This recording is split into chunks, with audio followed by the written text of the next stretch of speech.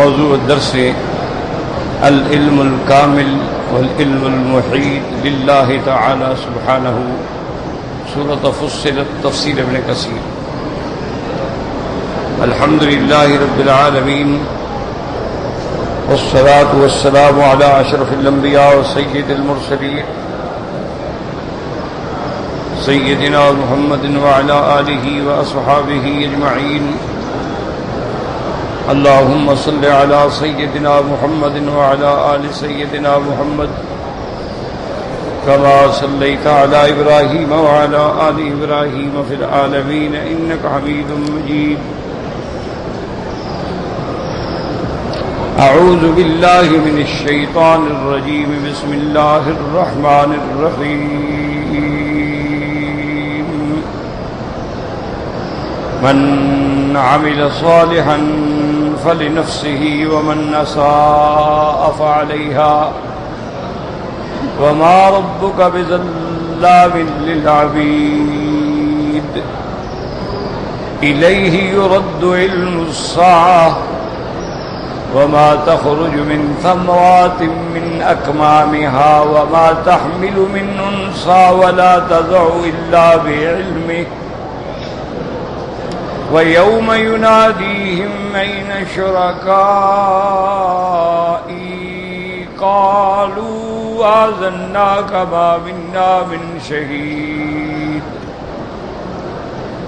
وضل عنهم ما كانوا يدعون من قبل وظنوا ما لهم من محيص. قال المؤلف والمفسر رحمه الله تعالى: أدام النفع بعلومه وعلومكم في الدارين آمين. إلى أن قال يقول تعالى: من عمل صالحا فلنفسه، أي إنما يعود نفع ذلك على نفسه، ومن أساء فعليها، أي إنما يرجع وبال ذلك عليه.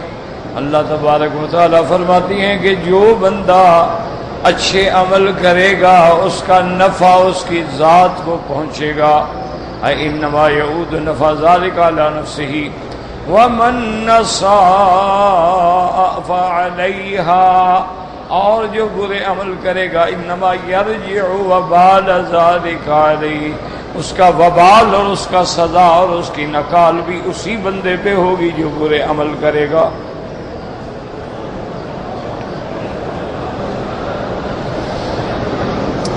اور دوسرے مقام پہ اللہ پاک نے ارشاد فرمایا: فَمَن يَعْمَلْ مِثْقَالَ ذَرَّةٍ خَيْرًا يَرَهُ وَمَن يَعْمَلْ مِثْقَالَ ذَرَّةٍ شَرًّا يَرَهُ. اللہ نے فرمایا اگر ذرے کے برابر بھی بھلائی ہے تو ملے گی، اور اگر ذرے کے برابر بھی برائی ہے تو وہ بھی تیرے سامنے ہوگی. تو اللہ نے فرمایا میں نے مخلوق پیدا کی ہے، مجھے مخلوق سے کوئی غرض نہیں ہے.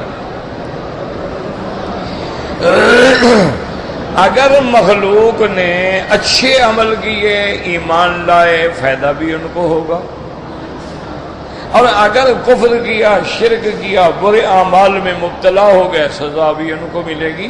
اگر اسی لیے حدیث میں آتا ہے کہ اگر ساری دنیا کے بندے پکے مسلمان بن جائیں تو اللہ کو کوئی فائدہ نہیں، اس کو ضرورت ہی نہیں. اور اگر ساری کائنات کی مخلوق جو ہے وہ کافر بن جائے، اللہ کا کوئی نقصان ہی نہیں، کیوں؟ وہ تو خالق ہے، مالک ہے، وہ تو الصمد ہے، بے نیاز ہے، فعال لما یرید ہے. اور اگر وہ چاہے تو تمہیں بدل ڈالے، تمہاری نسلیں مٹا دے، ایک اور مخلوق پیدا کر دے، قادر. وَإِن تَتَوَلَّوْا يَسْتَبْدِلْ قَوْمًا غَيْرَكُمْ ثُمَّ لَا يَكُونُوا أَمْثَالَكُمْ. اللہ فرماتے ہیں اگر یہ اعراض کریں، اللہ کے فرمان سے رخ موڑیں، اللہ چاہے تو ان کے بجائے کہ دوسری مخلوق لے آئے، پھر ان کا کوئی ذکر بھی نہ ہو، کوئی مثال بھی نہ ہو. تو ایک اصولی قاعدہ ہے. باقی میں نے بتا دیا تھا الحمدللہ کہ اگر ایمان والا ہے، ایمان پہ موت آ گئی، اس کو تو فائدہ ہوگا. منع یہ ہے کہ ایمان والے کا نفع کافر کو نہیں ملے گا اور کافر کا عذاب ایمان والے کو نہیں بھگتنا ہوگا، چاہے کتنا تعلق۔ اس لیے فرماتے ہیں وَمَا رَبُّكَ بِظَلَّامٍ لِّلْعَبِيدِ اے لا يُعَاقِبُ أَحَدًا إِلَّا بِذَنبِهِ وَلَا يُعَذِّبُ أَحَدًا إِلَّا بَعْدَ قِيَامِ الْحُجَّةِ عَلَيْهِ وَإِرْسَالِ الرَّسُولِ إِلَيْهِ۔ اللہ تبارک و تعالی کسی کو سزا نہیں دیتے مگر اس کے گناہ کے مطابق، اور یہ بھی اس کا کرم ہے کہ لاکھوں گناہ معاف کر دیتے ہیں، لیکن جب بھی کوئی سزا آتی ہے، عذاب آتا ہے، اس کا سبب بھی بندے کا اپنا گناہ ہوتا ہے۔ وَلَا يُعَذِّبُ أَحَدًا، اور اللہ کبھی کسی کو عذاب نہیں دیتے مگر جب تک حجت پوری نہ ہو جائے، جب تک اللہ کے پیغمبر نہ آئیں اور اس کو آ کے نہ بتلا دیں کہ یہ ثواب ہے، یہ گناہ ہے، یہ حلال ہے، یہ حرام ہے، اس وقت تک اللہ عذاب نہیں دیتے۔ جیسے فرماتے ہیں وَمَا كُنَّا مُعَذِّبِينَ حَتَّى نَبْعَثَ رَسُولًا، کسی قوم کو ہم عذاب نہیں دیتے جب تک اپنا پیغمبر نہیں بھیجتے۔ ہم اپنا نبی بھیجتے ہیں، رسول بھیجتے ہیں، اور رسولوں کے بعد ان کے صحابہ، تابعین، تبع تابعین، محدثین، علماء، تو وہ اللہ کے دین کی بات پہنچاتے ہیں دلائل کے ساتھ۔ پھر اگر نہ مانے تو پھر اللہ تبارک و تعالیٰ کی پکڑ جو ہے پھر بڑی سخت ہے۔ اس لیے فرماتے ہیں الیہ یرد علم الساعہ ای لا یعلم ذلک احد سواہ، اللہ کے سوا کسی کو بھی پتہ نہیں کہ قیامت کب ہوگی، کس گھڑی ہوگی۔ کما قال محمد صلی اللہ علیہ وسلم وہو سید البشر لجبریل علیہ الصلاۃ والسلام وهو من سادات الملائکۃ حین سألہ عن الساعۃ فقال ما المسئول عنها بأعلم من السائل۔ جیسے مفسر فرماتے ہیں کہ سید البشر، خیر البشر، افضل البشر، امام الانبیاء، سید المرسلین علیہ الصلاۃ والسلام نے حضرت جبریل کو جواب دیا۔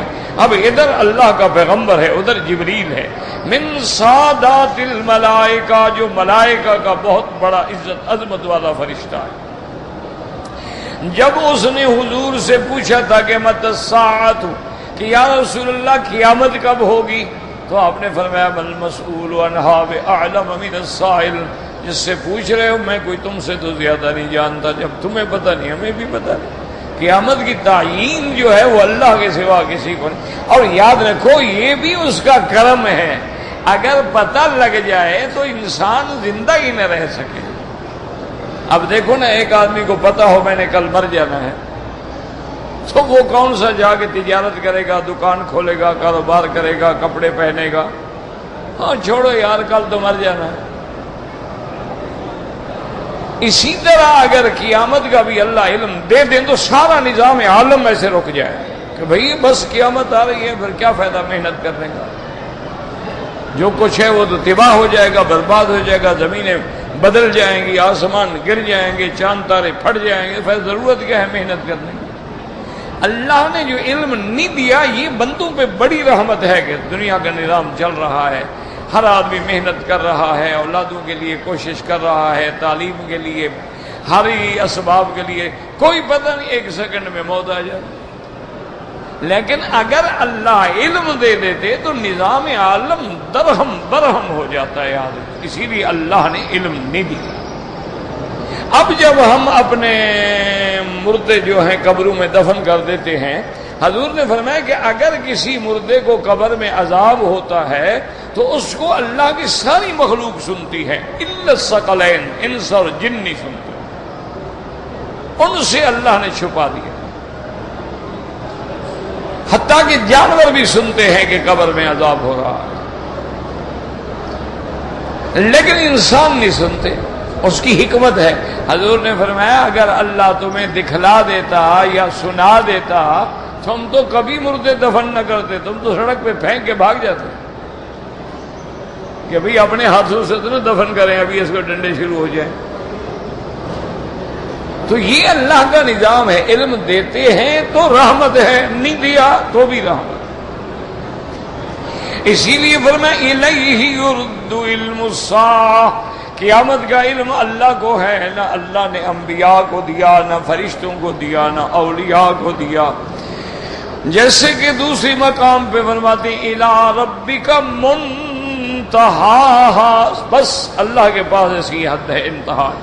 وقال جل جلالہ لا یجلیہا لوقتہا الا ہو۔ جب حضور سے پوچھتے ہیں قیامت کب ہوگی، اللہ نے فرمایا میرے مدنی آپ بتا دیں، اس کو کوئی نہیں جانتا ہے اس کا وقت کب ہے مگر اللہ تبارک و تعالی جانتا۔ یسألونک عن الساعۃ قل انما علمها عند اللہ، اللہ کے پاس۔ وما یدریک لعل الساعۃ تکون قریبا، میرے محبوب آپ کو کیا پتا کہ قیامت جو ہے وہ قریب ہے، لیکن اس کا علم جو ہے وہ اللہ، ہاں اللہ نے اپنے پیغمبروں کے ذریعے نشانیاں بتلا دی ہیں قیامت کی کہ بھئی یہ علامت ہے، یہ علامت ہے، یہ علامت ہے، یہ علامت ہے۔ اگر یہ علامات آتی جائیں سمجھ رہے کہ اب قیامت قریب آ گئی، تو یاد رکھیں ایک علامات صغرا ہے یعنی چھوٹی علامتیں، ایک علامات کبرا ہے۔ چھوٹی علامتیں سب پوری ہو چکی ہیں، کوئی ایک بھی باقی نہیں بچی۔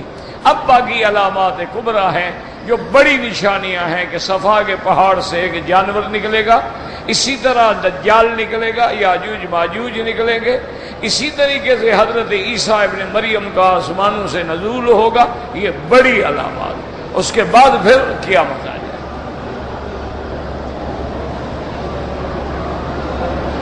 فرماتے ہیں وما تخرج من ثمرات من اکمامها وما تحمل من انثى ولا تضع الا بعلمه۔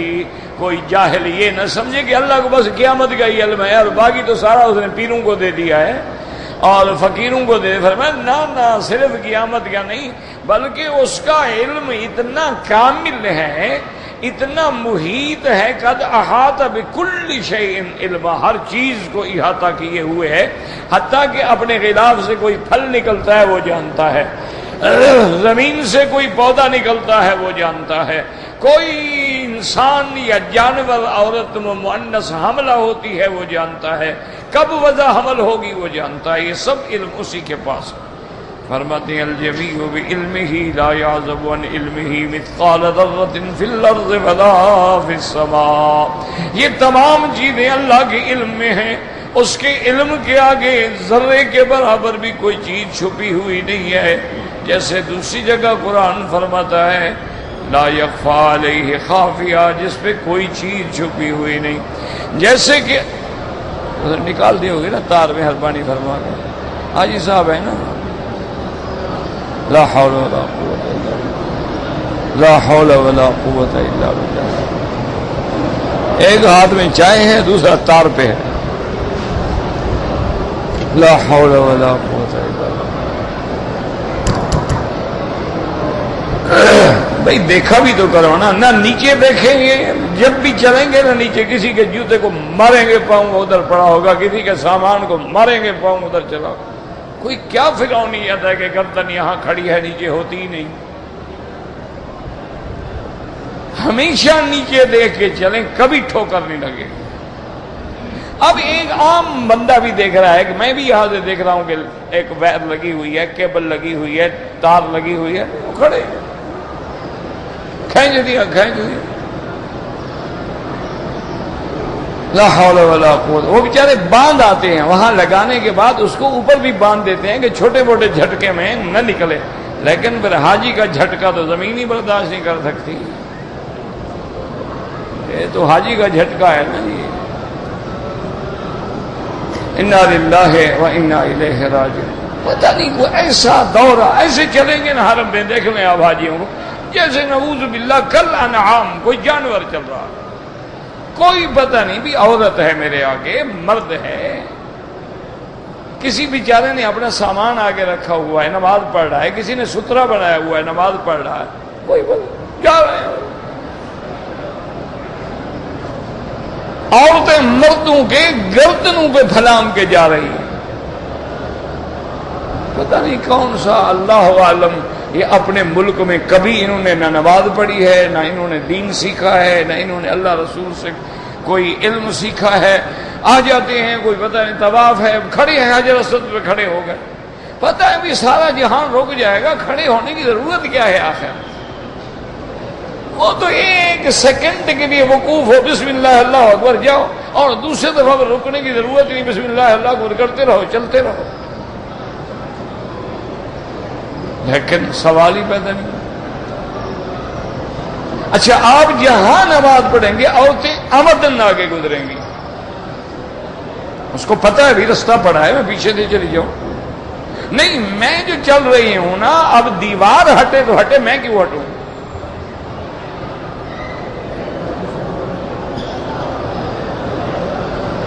کوئی تربیت نہیں، کوئی تعلیم نہیں. حجاج آ رہے ہیں، عمرے کر رہے ہیں، حج کر رہے ہیں، کوئی تربیت. لاکھوں روپے غریب اپنے حج پہ صرف کرتا ہے، اس کو احرام باندھنے کا پتہ ہی نہیں. ابھی آپ عشاء کے بعد دیکھ لیں کتنے میرے بھائی ہیں احرام باندھا ہوا ہے ناف سے نیچے، ناف کا اوپر کا حصہ پورا نظر آ رہا ہے، اور ناف سے لے کر گھٹنے تک جو ہے عورہ ہے. اگر 1 انچ بھی نظر آ رہا ہو تو دکھانے والے پر بھی لعنت ہے، دیکھنے والے پر بھی اللہ کی لعنت ہے. اچھا حاجی ہے بھائی، ملعون بنا ہوا ہے. الناظر والمنظور ملعون عن، حضور نے فرمایا جو کسی کی شرمگاہ پہ نظر ڈالے، دیکھنے والے پر بھی لعنت، دکھانے والے پر بھی لعنت. اور شرمگاہ جو ہے انسان کی عورت جو ہے وہ مرد کا سرہ سے شروع ہوتا ہے، ناف سے لے کر گھٹنے تک، یعنی ایک بال کے برابر بھی ظاہر نہیں ہونا چاہیے. احرام باندھ رہے اوپر باندھو، لیکن نہیں، کوئی پرواہ ہی نہیں. اچھا کتنے لوگ آپ دیکھتے ہیں احرام باندھا ہوا، اس کو جناب بٹن لگے ہوئے ہیں، وہ ایسے باندھا ہوا کہ اگر گر گیا تو عمرہ گر گیا. جب بٹن لگے ہوئے ہیں تو سلا ہوا ہے، تم پر تو بکری پڑ گئی، دم پڑ گئی. چاہے تم اس کو دھاگے سے سیو یا بٹن لگاؤ، دیکھو نا یہاں بٹن ہے، نیچے بٹن ہے، تو بٹن جو ہے وہ تو سلائی ہے. کتنے میرے بھائی ہیں نماز میں کھڑے ہیں، کندھا نکالا ہوا ہے، اللہ اکبر. وہ نماز میں کندھا نکال کے اپنی نماز مکروہ کر رہے ہو. کندھا تو صرف طواف کے پہلے 3 چکروں میں نکالنا ہے، اس کے بعد تو کوئی ضرورت ہی نہیں. یہ احرام جو باندھیں گے نا کراچی سے، ڈھاکہ سے، کسی سے، وہیں سے کندھا نکال لیں گے، احرام باندھا ہوا ہے. لا حول ولا قوت الا باللہ، انا للہ و انا الیہ راجعون. کتنے حاجی ہیں جو طواف کے دوران لبیک اللہم لبیک لبیک لا شریک، اللہ کے بندے جب کعبے پہ نظر پڑے لبیک پڑھنا بند ہو گیا. لبیک پہلے پڑھو گے، لیکن جب آؤ گے کعبے پہ نظر پڑے اب لبیک ختم. حج میں جاؤ گے جب پہلی کنکری مارو گے لبیک پڑھنا ختم. کوئی نہیں، ضرورت ہی نہیں کسی کو. کیا جا رہے ہو جی؟ عمرے پہ جا رہے ہیں. ہاں یہ بتائیں گے کہ جی آپ نے کون سا پیکج لیا ہوگا؟ جی میں نے 5 سٹار ہوٹل میں پیکج لیا ہے. آپ کا ہونے کا جی کمال ہے، ہم تو حرم کے بالکل 10 قدم پہ ٹھہرے ہوئے تھے، الحمدللہ نمازیں 5 میں 3 پڑھتے تھے، کیونکہ قریب تھے نا، سو جاتے تھے.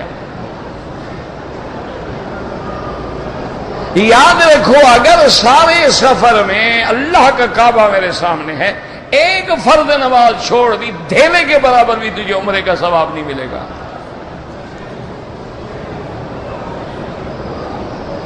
بالکل عمرہ پھر کرنے کی ضرورت ہی نہیں. چونکہ امام احمد ابن حنبل جیسا امام رحمت اللہ علیہ، شیخ الاسلام ابن تیمیہ رحمت اللہ علیہ، شیخ الاسلام ابن قیم رحمہ اللہ، ابن حزم الظاہری رحمہ اللہ، ابن حجر رحمہ اللہ، یہ بڑے لوگ ہیں قداور. وہ کہتے ہیں ایک نماز چھوڑ دے تو آدمی کافر ہو جاتا ہے اور اس کا نکاح ختم ہو جاتا ہے. اب اگر اس نے توبہ نہ کی اور قضا نہ کی تو آئندہ جو اولاد ہوگی وہ اولاد بھی زنا ہوگی، اور مر جائے جنازہ بھی نہ پڑھو، مسلمانوں کے قبرستان میں دفن بھی نہ کرو. ایک نماز چھوڑنے والا، یہ تو روز 2 غائب ہے. ہاں جی کیا کریں، صبح کو جی نیند نہیں کھلتی. رات کو جو تم 2 بجے رات تک بکواس کرتے ہوئے بیٹھ رہے ہو تو کیسے نیند کھلے گی؟ دوستوں کے لیے تمہارے پاس وقت ہے، اللہ کے لیے نہیں ہے۔ بس ایک بھیڑ ہے، ایک میلہ ہے ماشاءاللہ لگا ہوا ہے، وہ کریم ہے، بہرحال وہ اپنی رحمت سے قبول فرما لے۔ لیکن یہ تو نہیں ہے نا کہ وہ آپ روزانہ روزہ رکھ کے عصر سے نماز پڑھ کے پانی پینا شروع ہو، اللہ رحیم ہے جی قبول فرما لے گا، یہ تو کہیں نہیں لکھا ہوا۔ آدمی زنا کرتا رہے، اپنی مزنیہ عورت کو ساتھ لے کے عمرے پہ آیا ہوا ہے، اور یہ اللہ بڑا غفور الرحیم ہے اور رحم فرما دے گا۔ ہاں ایک جی مولویوں کے ہاتھ میں جنت ہے، نہیں مولویوں کے ہاتھ میں تو جنت نہیں، تمہارے ہاتھ میں ہے، تم اللہ سے بھی زبردستی لے لو گے۔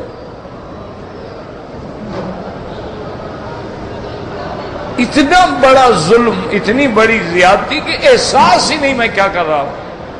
اچھا ایک آدمی اپنے ملک میں داڑھی مڈاتا ہے، ایک مکہ میں آگے داڑھی مڈاتا ہے، ایمان سے کیا برابر ہے؟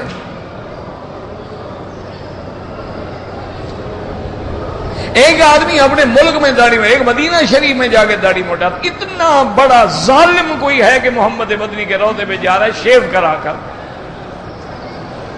اس سے ضرورت ہے کہ وہ بے حیا نہ جائے۔ محمد مدنی کو دکھانا چاہتے ہو؟ یا رسول اللہ میں کلمہ تیرا پڑھتا ہوں، شکل کافر کی بناتا ہوں، اس سے بہتر ہے نہ جائیں مدینہ منورہ، اپنے ملک میں بیٹھے رہیں۔ جانا ہے تو پھر انسان بن کے جاؤ، جانا ہے تو محمد کے غلام بن کے جاؤ۔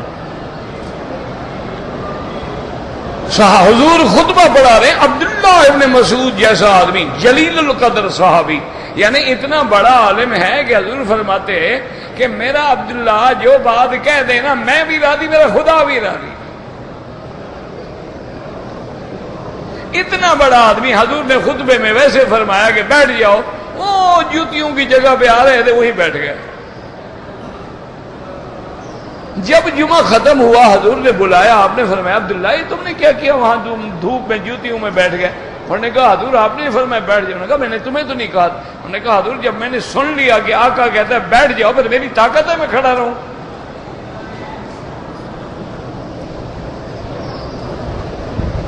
بس حضور نے کہہ دیا بیٹھ جاؤ، حضور نے کہہ دیا داڑھی رکھو، بس پھر اگر مگر چونکہ چنانچہ چھوٹی ہو بڑی ہو، کٹنگ کیسے ہو، شیو کیسے ہو، فلاں کیسے، کیا معنی ہے؟ حضور نے کہہ بھی دیا، داڑھی رکھ کے دکھلا بھی دیا۔ لاکھوں صحابہ نے داڑھی رکھ کے دکھلا دی۔ یاد رکھو صحابہ اور تابعین اور اولیاء اللہ تو اتنے بڑے شان والے ہوتے تھے کہ اگر ان سے کبھی کوئی چھوٹی سی بھی غلطی ہو جاتی، روتے روتے ان کے دن گزر جاتے کہ یا اللہ آج مجھ سے کون سا گناہ ہو گیا کہ مجھ سے یہ غلطی ہو گئی۔ میں پھر رہے ہیں، عمرہ ہے، ہو رہا ہے ماشاءاللہ، ایک دوسرے کو مبارکباد دے رہے ہیں، پھولوں کے ہار ڈال رہے ہیں کہ حضرت عمرہ کر کے تشریف لائے ہیں۔ پتہ نہیں کہ مکے میں جا کر بھی اس نے کوئی حیا نہیں سیکھا، محمد کے روضے پہ جا کر بھی اس کو کوئی حیا نہیں آئی۔ سگریٹ والا سگریٹ پی رہا ہے، داڑھی منڈانے والا داڑھی منڈا رہا ہے، اپنا انگریزی لباس والا انگریزی لباس پہنے ہوئے ہے، کاؤ بوائے بنے ہوئے ہیں، کٹنگ کی ہوئی ہے، پینٹیں ہیں کوئی گھٹنے تک پہنے ہوئے ہیں، اور کوئی جناب پاؤں سے بھی نیچے تک پہنے ہوئے ہیں، کوئی جین پہنے ہوئے ہیں جو ہمارے ہاں گھوڑے گدھے پہ ڈالی جاتی تھی۔ ان کے ہاں بڑا مہذب کپڑا ہے، کیونکہ پیشاب چوس ہے، 10 دن کا پیشاب بھی اس کے اندر محفوظ رہتا ہے۔ یہ لباس ہے، کوئی طریقہ ہے۔ اچھا ایمان سے کہنا، کبھی کسی پینٹ کو ٹائٹ سکن پینٹ جو پہنے ہوتے ہیں نا، یہ جب رکوع میں جائیں سجدہ کریں ذرا کیفیت تو دیکھیں ان کی کیا حال ہے۔ یہ کوئی لباس ہے؟ ابھی تو عورتیں پہنتی ہیں جناب ماشاءاللہ، وہ بھی چلاک ہو گئی ہے نا، نیچے جین ہے اوپر برقع ہے۔ اور جتنا برقع پہنے ہوئے خدا جانتا ہے، اس برقع کے اوپر برقع ہونا چاہیے، یہاں کام ہے، یہاں کام ہے، ستارے لگے ہوئے ہیں، چمک رہے ہیں، یہ برقع ہے؟ کس نے کہا ہے یہ برقع ہے؟ برقع زینت چھپانے کے لیے ہوتا ہے کہ زینت دکھانے کے لیے ہوتا ہے؟ انا للہ و انا الیہ راجعون۔ بس ٹھیک ہے جی، ہم تو دین کے نام پہ روٹی کھاتے ہیں، ورنہ ہمیں کون پوچھے، اللہ کے قرآن کی دین کے نام کے چوکیدار ہیں، ہم تو چیختے رہیں گے بھائی چور چور چور، آگے تمہاری مرضی، مانو مانو نہ مانو نہ مانو، قیامت میں یہ تو نہیں کہو گے کہ ہمیں مسئلے کا پتہ نہیں تھا۔ ہمارا کام ہے کہ ہم لوگ چیختے رہیں، بس کہتے رہیں، پہنچاتے رہیں، بات کرتے رہیں، تمہاری مرضی نہ مانو۔ ہم نے کبھی رسہ ڈالا ہے؟ کبھی مجبور کیا ہے کہ جناب نہیں، آپ جناب ضرور یہ کام نہ کریں؟ جی بالکل۔ اس لیے قرآن کہتا ہے مجھے تمہارے ایک ایک ذرے کا علم ہے، ہر چیز میرے علم میں ہے۔ لا يعزب عن علمه مثقال ذرة في الارض ولا في السماء، آسمان اور زمین میں ذرے کے برابر بھی کوئی چیز نہیں جو اللہ سے چھپی ہو۔ اس لیے حضرت لقمان نے اپنے بیٹے کو جب نصیحت کیا، بنی انہا ان تک مثقال حبۃ من خردل، ایک خردل یعنی خردل کہتے ہیں جیسے سرسوں کے دانے کے برابر، من خردل فتکون فی صخرۃ، کسی پہاڑ کے نیچے، او فی السماوات او فی الارض یأتی بها اللہ، اللہ قیامت میں اس کو بھی سامنے کر دیں گے، وہی چیز چھپی ہوئی۔ اس لیے فرماتے ہیں یعلم خائنۃ الاعین، تم جو چلتے چلتے عورتوں کو بیٹری مارتے ہو، آنکھیں پھیر کے دیکھتے ہو، میں جانتا ہوں تیری آنکھوں کی خیانت کو بھی میں جانتا ہوں۔ یعلم خائنۃ الاعین وما تخفی الصدور، اور جو کوئی تم نے سینوں میں چھپایا ہوا ہے میں تو اس کو بھی جانتا ہوں، میرے آگے کیا چھپا ہے۔ اس لیے فرماتے ہیں یاد رکھو اللہ کے علم میں وما تسقط من ورقۃ الا یعلمها، کوئی درخت کا پتا نہیں گرتا مگر اللہ جانتے ہیں۔ وقال جلت عظمته يعلم ما تحمل كل انثى وما تغيض الارض وما تزداد وكل شيء عنده بمقدار، اللہ جانتے ہیں ما تحمل كل انثى کہ ہر حاملہ نے کیا اٹھایا ہے، بچہ ہے، بچی ہے، شقی ہے، سعید ہے، اور اللہ تبارک و تعالی یہ بھی جانتے ہیں کون چیزیں ہیں، کتنا زمین جو ہے نقصان میں روزانہ نقص اس سے گھٹائی جا رہی ہے، کتنی چیز بڑھائی جا رہی ہے، ہر چیز اللہ کے ہاں ایک اندازے کے مطابق ہے۔ جیسے فرماتے ہیں وما يعمر من معمر ولا ينقص من عمره الا في کتاب، نہیں عمر کسی کی بڑھتی وہ بھی ہم جانتے ہیں، نہیں گھٹتی وہ بھی ہم جانتے ہیں، ہر چیز ہم نے لکھ کے رکھی ہوئی ہے۔ ان ذلک علی اللہ یسیر، یہ ہر چیز کا علم اللہ کے لیے آسان ہے۔ وقولہ جل وعلا کہ جب قیامت کا دن ہوگا وَيَوْمَ يُنَادِيهِمْ أَيْنَ شُرَكَائِي، اب اللہ قیامت والے دن فرمائیں گے او مشرکین لے آؤ جن کو تم نے میرا شریک بنایا تھا، جن کو تم نے حاجت روا مشکل کشا بنایا تھا، جن پر تمہارا بھروسہ تھا کہ قیامت میں ہمیں چھڑا دیں گے، ہمارے شفاعت کریں گے، ہمارے سفارشی بنیں گے، لے آؤ، کہاں ہیں وہ؟ آئیں تمہیں چھڑائیں عذاب سے، بلاؤ ان کو، وہ کہاں ہیں جن کو تم نے میرے ساتھ خدا بنایا ہوا تھا، کسی کو مولا بنایا ہوا تھا، کسی کو حاجت رواق بنایا ہوا تھا، کسی کو مشکل کشا بنایا ہوا تھا، اور کسی کو داتا بنایا ہوا تھا، بلاؤ آئے نا تمہیں چھڑائیں، کدھر ہیں؟ وَيَوْمَ يُنَادِيهِمْ فَيَقُولُ أَيْنَ شُرَكَائِي، اے یوم القیامت ینادی اللہ المشرکین علی رؤوس الخلائق، اللہ ساری مخلوق کی موجودگی میں مشرکین کو فرمائیں گے این شرکائی، کہاں ہیں وہ میرے شریک جن کو تم سجدے کرتے تھے، جن کے آگے تم ہاتھ باندھ کے بنتی کرتے تھے، جن کے ارد گرد تم طواف کرتے تھے، جن سے تم حاجتیں مانگتے تھے، نظریں چڑھاتے تھے، اٹے گھٹے ذبح کرتے تھے، کدھر ہیں؟ بلاؤ۔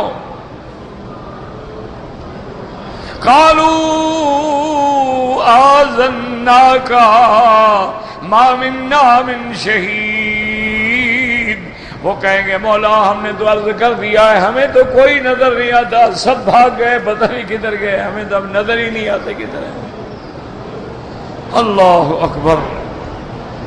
لیس احد منا یشہد اليوم، اور بعض کہتے ہیں کہ ما منا من شہید کا معنی مولا ہم آج کہتے ہیں کوئی تیرا شریک نہیں، ہم آج بالکل پکے ٹھیک ٹھاک مسلمان ہو گئے ہیں۔ اللہ فرمائے کہ اب مسلمان ہونے کی کیا ضرورت ہے؟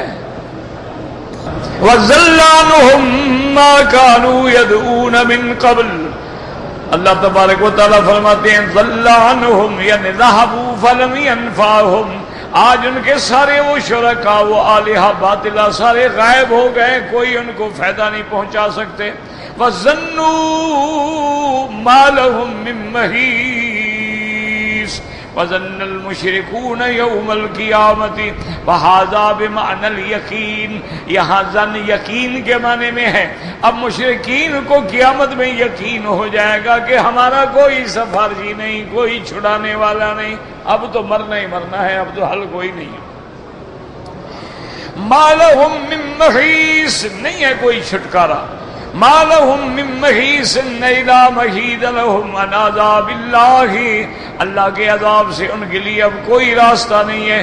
كَقَوْلِهِ تَبَارَكَ وَتَعَالَى وَرَأَى الْمُجْرِمُونَ النَّارَ فَظَنُّوا أَنَّهُمْ مُوَاقِعُوهَا وَلَمْ يَجِدُوا عَنْهَا مَصْرِفًا، اللہ فرماتے ہیں جب کافر مجرم اپنی آنکھوں سے جہنم کو دیکھ لیں گے، اب یقین ہو جائے گا کہ اسی میں جلنا ہے، کوئی رستہ نہیں، کوئی ہیر پھیر نہیں، کوئی اگر مگر نہیں، کوئی چونکہ چنانچہ نہیں۔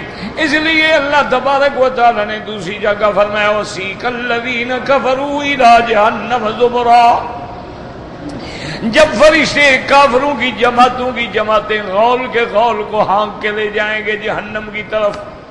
سیق الذین کفروا الی جہنم زمرا حتی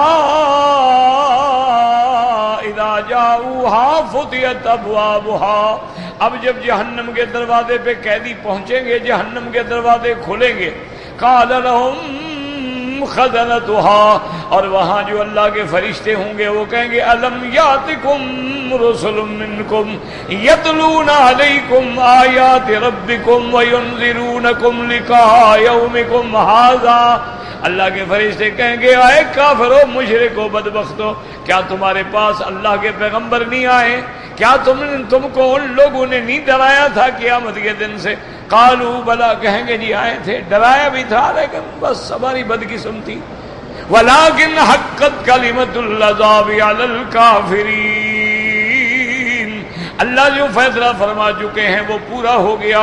اب فرشتے کہیں گے قیل ادخلوا ابواب جہنم خالدین فیہا، چلو داخل ہو جاؤ جہنم، فلبئس مثوى المتکبرین، اور کیا برا ٹھکانہ ہے متکبرین کا جہنم۔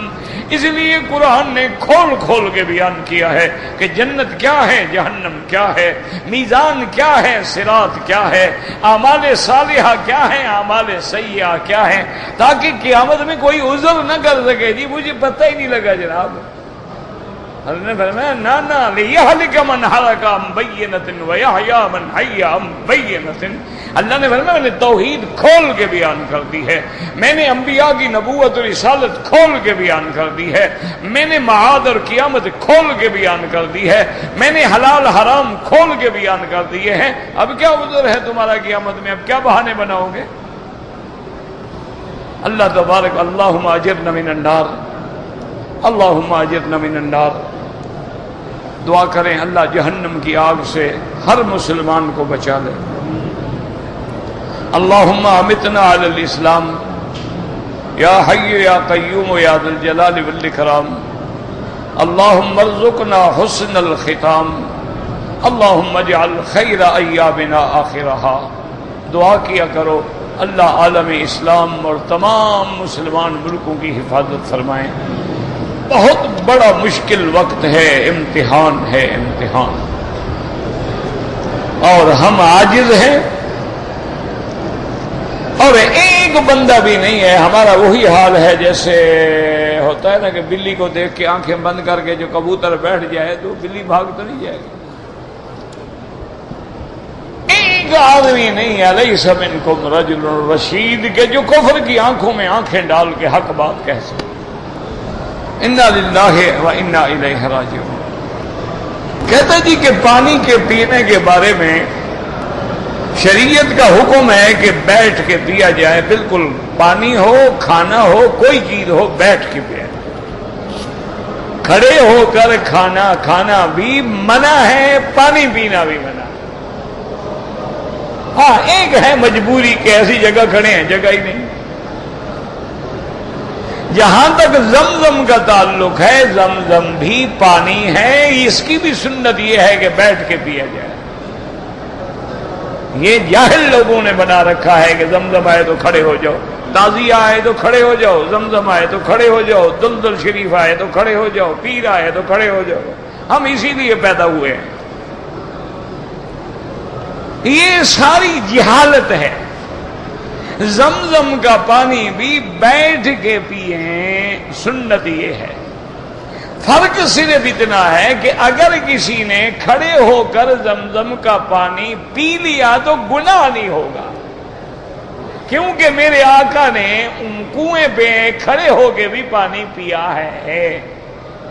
تو اگر ہم نے کھڑے ہو کے پی لیا تو گناہ نہیں ہوگا. باقی پانی کھڑے ہو کے پیئیں گے تو گناہ ہوگا. اور بعض علماء فرماتے ہیں کہ حضور نے جو کھڑے ہو کے پیا ہے وہ سارا پانی تھا, نیچے بیٹھنے کی جگہ نہیں تھی, عذر تھا حضور کا, اس لیے حضور نہیں بیٹھے. اس زمانے میں یہ تھوڑا تھا کہ فرش لگے ہوئے تھے اور ٹائلیں لگی ہوئی تھیں اور باقاعدہ پائپ لگے ہوئے تھے اور پانی بند تھا. وہ تو کھلا کنواں تھا, ہر کوئی ڈول کھینچ رہا ہے اور پانی پھینک رہا ہے اور ہاتھوں سے پانی پی رہا ہے تو آدھا نیچے گر رہا ہے. تو کہتے ہیں بھی نیچے پانی بیٹھنے کی جگہ نہیں تھی, اس لیے حضور نے کھڑے ہو کے پیا. لوگوں نے مسئلہ بنا رکھا ہے جی وہ زمزم کھڑے ہو کے پینا چاہیے. وتر اور فجر کے درمیان میں کوئی نماز ہو سکتی ہے. ہاں 2 رکعت سنت نہیں پڑھو گے فجر کی, وہ وتر کے بعد ہی پڑھو گے نا, وہ تو وتر سے پہلے نہیں پڑھو گے.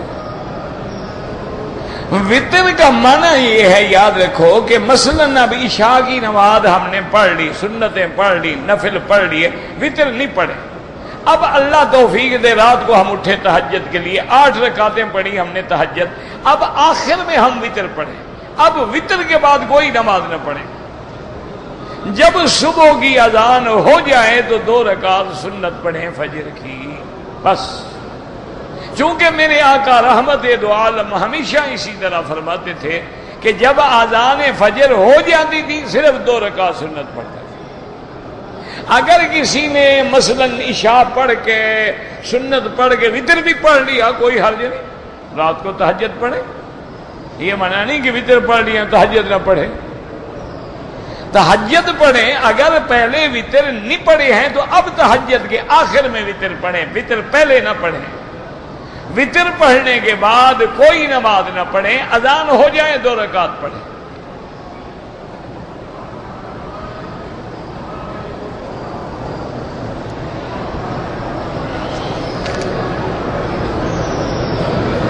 کہتے ہیں جی کہ یاجوج ماجوج کہاں رہتے ہیں, مجھے ملے ہیں کبھی.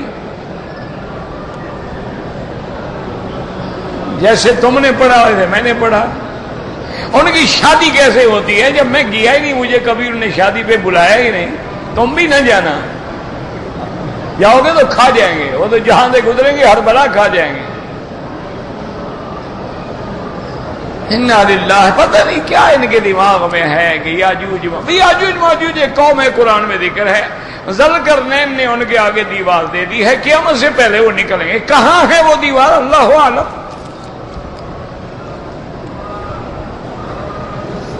قلنا یا ذا القرنین حتی اذا بلغ مغرب الشمس وجد عندها قوما. تو قرآن میں ہے, کھول کے تفسیریں پڑھ لو. کہاں ہے کسی کو پتہ نہیں. نافلی طواف تو کوئی نہیں ہوتا, نفلی البتہ ہوتا ہے. تو بہرحال اس طواف کے بعد جو بھی طواف ہے، فرضی ہے، واجب ہے، سنت ہے، نفل ہے، ہر طواف کے بعد 2 رکعت پڑھنا امام ابو حنیفہ رحمۃ اللہ علیہ کے نزدیک تو واجب ہے، باقی ائمہ کے نزدیک سنت ہے۔ افضل یہ ہے کہ مقام ابراہیم کے پیچھے پڑھیں، وہاں جگہ نہ ہو حتیم میں پڑھیں، وہاں جگہ نہ ہو سارے مطاف میں جہاں ملے جگہ پڑھیں، وہاں بھی نہ ہو سارے حرم میں جہاں مرضی ہے پڑھ لو۔ امام کے پیچھے فرض نماز میں تو اور کون سی نماز میں امام کے پیچھے تم ہوتا ہے، آدمی فرض میں ہے۔ سورت فاتحہ پڑھنی چاہیے، حنفی ہے تو نہ پڑھے، اور حنبلی ہے تو جو نمازیں سری ہیں پڑھا کرے، جہری ہیں وہ بھی فرماتے ہیں نہ پڑھے۔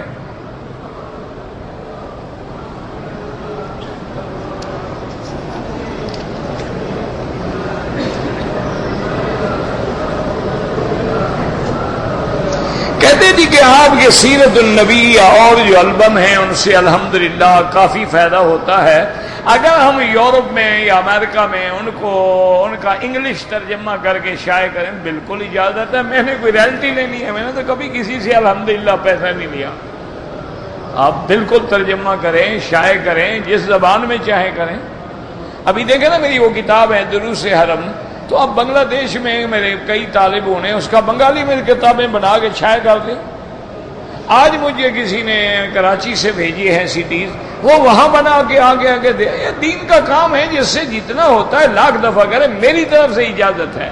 انگریزی ترجمہ کریں، فرانسیسی کریں، کوئی بھی کریں، مجھے ماں سوا اللہ سے اجر کے کچھ نہیں چاہیے۔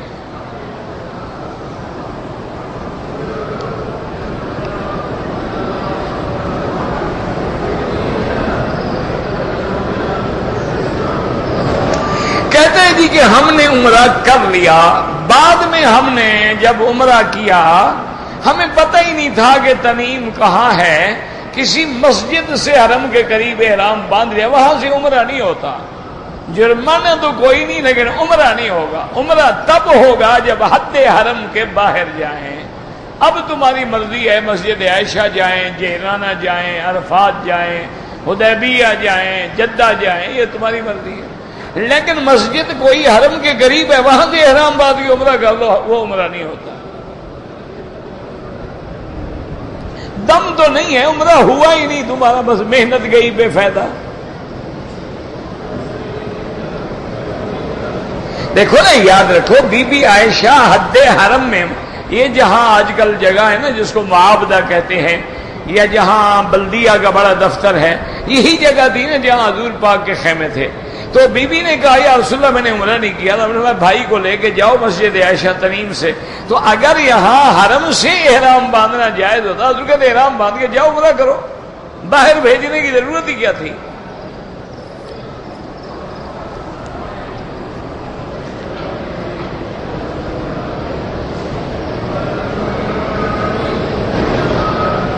ہم جب قطر سے آئے تو عمرہ کیا ہے، پھر ہم مدینہ منورہ گئے، مدینہ منورہ سے واپسی پہ ہم نے عمرہ نہیں کیا، مسجد عائشہ سے عمرہ کیا، دم پڑ گئی، کیونکہ مدینہ منورہ بھی تو میقات ہے نا۔ جیسے آپ کا میقات یلملم میقات ہے، اسی طرح یعنی کرن المنازل میقات ہے، تو اسی طرح جوحفہ میقات ہے، ذل حلیفہ مدینہ بھی تو میقات ہے۔ آپ میقات سے بغیر احرام کے آ گئے۔ اچھا، پھر صاف ظاہر ہے کہ آپ کی نیت بھی عمرہ تھی، کہ آپ نے پھر مسجد عائشہ سے عمرہ کیا، یعنی کوئی کاروبار بھی نہیں تھا کہ چلو کچھ گنجائش نکل جائے، کاروبار ہوتا، کوئی تجارت ہوتی، کوئی بزنس ہوتی، کوئی وجہ ہوتی، لیکن آپ کی تو آئے عمرے کے لیے ہیں آپ لوگ، تو آپ تو مدینہ جائیں، کہیں جائیں، آپ تو عمرے کے لیے آ رہے ہیں۔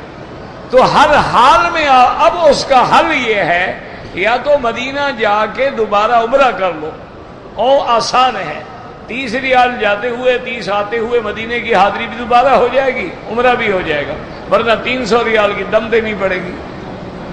اس سے تو وہ 100 ریال خرچ کرنا بہتر ہے نا، کہ عمرہ بھی ہو جائے، مدینے پاک کی دوبارہ حاضری بھی نصیب ہو جائے۔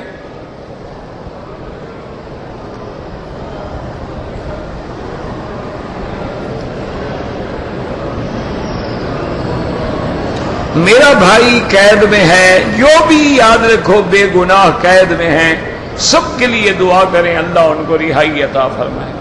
بہت سارے لوگ ہیں جو بے گناہ پڑے ہوئے ہیں، جن کو پوچھنے والا بھی کوئی۔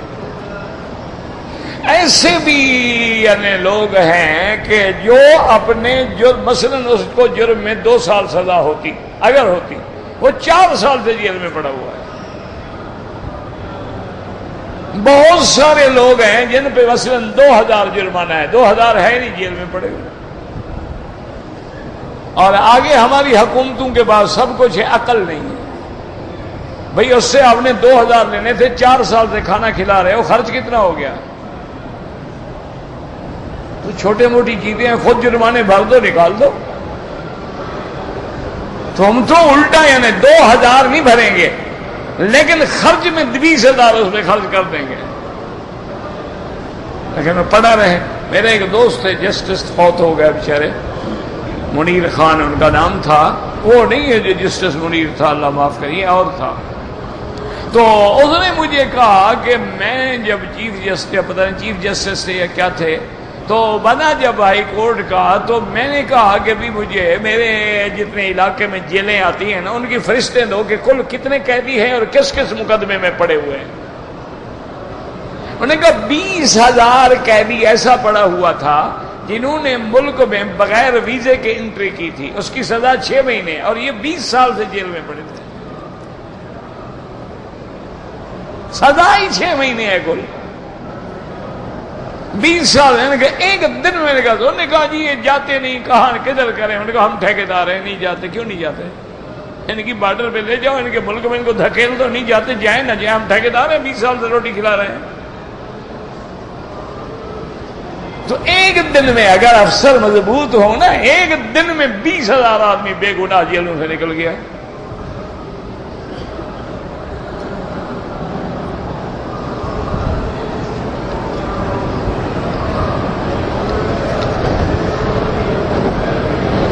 ہمارے یہاں نعتیں پڑھی جاتی ہیں، نعت خواں آتے ہیں، یہ سارے۔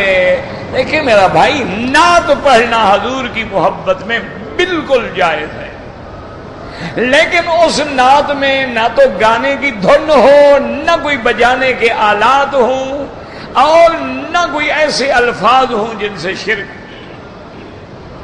جیسے کہ حضور کے سامنے چند بچیوں نے نعت پڑھی تو انہوں نے کہا وَفِينَا نَبِيٌّ يَعْلَمُ مَا فِي غَدٍ، ہمارا نبی تو ایسا شان والا ہے، اس کو کل کا بھی پتہ لگتا ہے۔ ماما کیا کہہ رہی ہو؟ کل کا پتہ اللہ کے سوا کسی کو نہیں لگتا۔ تو اگر شرکیہ کلام نہ ہو اور گانا نہ ہو، ساتھ میوزک نہ ہو، آج کل لوگ ہیں نا ماشاءاللہ نعت خان جو ہیں، چونکہ بڑے ماڈرن نعت خان ہیں نا، انہوں نے باقاعدہ میوزک سیٹ کیا ہوتا ہے، اس کے ردھم میں یہ پھر گیت گاتے ہیں، تو بالکل یہ حرام ہے، ناجائز۔ ویسے آپ نعت پڑھیں روزانہ، نہ حضرت حسان جیسے پڑھتے تھے، عبداللہ ابن رواحہ پڑھتے تھے، بی بی عائشہ صدیقہ نے حضور کی شان میں نعتیں لکھی ہیں، بی بی فاطمہ الزہرا رضی اللہ تعالی عنہا نے حضور کی شان میں قصیدے لکھے ہیں۔ یہ ہمارے ہاں جو رواج ہے، یہ تو ایک رونق ہے، میرا ہے۔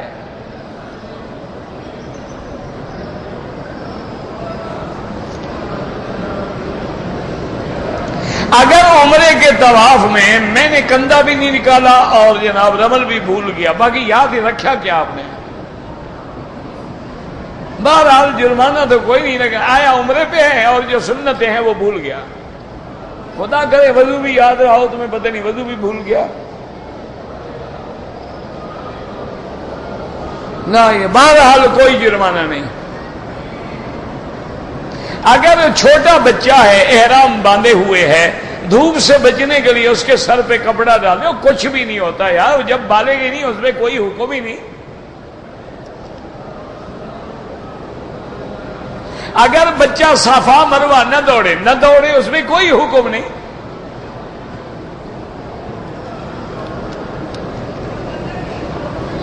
نماز ہاتھ چھوڑ کے بھی پڑھنا جائز ہے، جمہور کے نزدیک جائز نہیں ہے۔ بعض روافض پڑھتے ہیں یا ایک قول امام مالک سے پیش کرتے ہیں، وہ بھی غلط ہے، امام مالک بھی ہاتھ باندھتے ہیں۔ طواف اگر عصر کے بعد کریں تو 2 رکعت، افضل یہ ہے کہ مغرب کے بعد پڑھیں۔ اگر کوئی مجبوری ہے کہیں جانا ہے پڑھ لو. پاکستان کے حالات خراب ہے، اللہ رحم فرما دے. اللہ پاکستان پہ بھی اور تمام اسلامی ملکوں پہ رحم فرما. اس بلد الامین کو بھی قیامت تک ہر فتنے سے محفوظ فرما. میرا بھائی دعا بھی کرو، اور جن کو اللہ نے آواز دی ہو، طاقت دی ہو لکھنے کی، بات کرنے کی. ہم تو طالب العلم ہیں نا، ہماری تو کوئی بات نہ سنتا ہے نہ سمجھتا ہے. اصولی بات یہ ہے کہ ایک آدمی گیا کسی مولوی سے پوچھا کہ جناب ایک ہمارے کنویں میں کتا گر گیا، مر گیا، اب ہم کتنے ڈول پانی نکالیں؟ اس نے کہا 100 ڈول نکال دو، بس کنواں پاک ہو گیا. اس کو تسلی نہ ہوئی، ایک اور مولوی کے پاس گیا. اس نے کہا نہیں بابا، 100 ڈول سے نہیں پاک ہوتا، 200 ڈول نکالو. اس کے دماغ میں پھر بھی خلل. پھر تیسرے مولوی کے پاس گیا، اس نے کہا 300 ڈول نکالو. پھر چوتھے مولوی کے پاس نے کہا سارا پانی نکالو. پھر صحیح عالم کے پاس گیا، اس نے کہا پہلے کتا تو نکالو.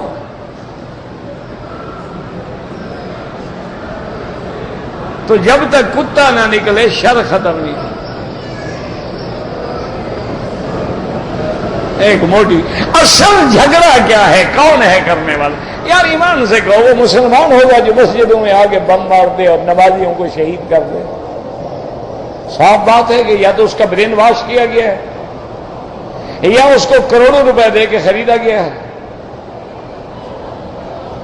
ورنہ کوئی کلمہ پڑھنے والا یہ برداشت کر سکتا ہے؟ چلو میں کہتا ہوں شیعہ ہو، کچھ ہو، اب حضرت عثمان کے زمانے سے آ رہے ہیں، یہ تھوڑے کہ ختم ہو جائیں گے. نہ تم ختم ہوگے نہ وہ ختم ہوں گے. مناظرہ کرنا ہے دلائل سے کرو. یہ کون سا مناظرہ ہے کہ ایک دوسرے کے بندے نمازوں میں مار دو؟ بہرحال اصل وجہ جو ہے نا، وجہ کرنے والا اور ہے، وہ بیٹھا ہوا ہے، اور جب تک وہ بیٹھا ہوا ہے جھگڑا ختم ہو ہی نہیں سکتا. ایک بندہ ختم ہوگا اور دوسرا بھیج دیں گے.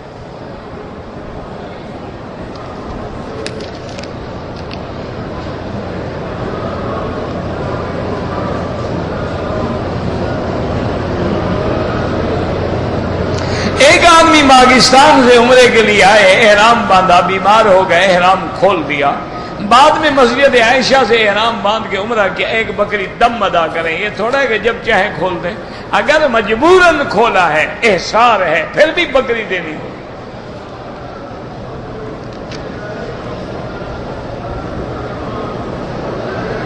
کہتے جی کہ بیت اللہ کے اوپر غلاف پہ جو لکھا ہوا ہے پڑھا نہیں جاتا، تو انشاءاللہ میرے ساتھ چلنا، میں پڑھ دوں گا. کسی پڑھے لکھے کو لے جاؤ، سب کو پڑھا جاتا ہے، پتہ نہیں تمہیں کیوں نہیں پڑھا جاتا. کسی جگہ یا حی یا قیوم ہے، کسی جگہ یا اللہ ہے، کسی جگہ یا حنان یا منان ہے، کسی جگہ امیت نفس سمیت اللہ استغفر اللہ غفور الرحیم. یہ آیات ہیں، دیکھ لو جائے، کوئی مسئلہ ہی نہیں ہے.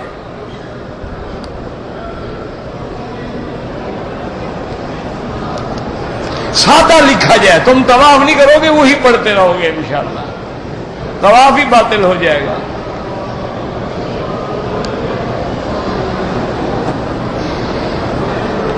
اگر مزدلفہ میں رات کو قیام نہیں کیا، صبح کی نماز کے بعد مزدلفہ پہنچے، کوئی جرمانہ نہیں. آپ عرفات سے چل پڑے جب اللہ پہنچائے. ہمارے بس میں تو نہیں ہے نا، گاڑیاں جام ہو گئی، لوگ تو دن کے 10 بجے پہنچے ہیں. کوئی دم نہیں، کوئی جرمانہ نہیں. ربنا تقبل منا انک انت السمیع العلیم. یا اللہ عالم اسلام پہ رحم فرما. یا اللہ حضور پاک کی امت پہ رحم فرما. یا اللہ تمام بلاد اسلامیہ پہ رحم فرما. یا اللہ اس بلد الامین کو قیامت تک ہر فتنے سے محفوظ فرما. یا اللہ ہمیں مانگنا نہیں آتا، بغیر مانگے عطا فرما. یا الہ العالمین یا ارحم الراحمین. اللہم اجعل لنا وللمسلمین من کل ہم فرجا ومن کل ضیق مخرجا ومن کل بلاء عافیہ. صلی اللہ تعالی علی خیر خلقہ سیدنا محمد وعلی آلہ واصحابہ.